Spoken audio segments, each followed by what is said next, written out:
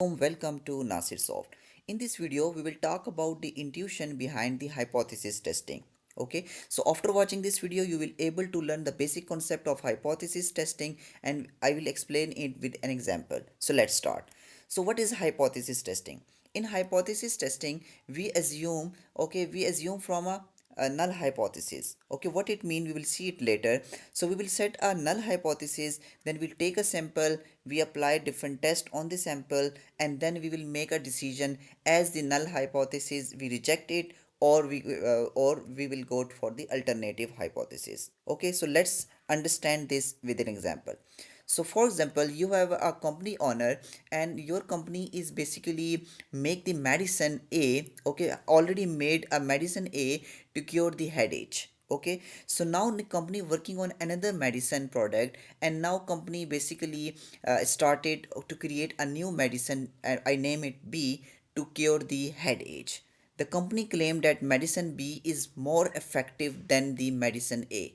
Okay, so in this terminology, how it basically approved, or how this basically, so how the company proved that the medicine B is highly effective than the medicine A? So the company will make the hypothesis testing. Okay, so how it make? So the first of all, the null hypothesis. Okay, the company will set the null hypothesis, that is the medicine B is not more effective. Null hypothesis is always opposite. Okay, so what is the alternative hypothesis? The alternative hypothesis is medicine B is more effective than medicine A to cure the headache. The null hypothesis is medicine B is not more effective.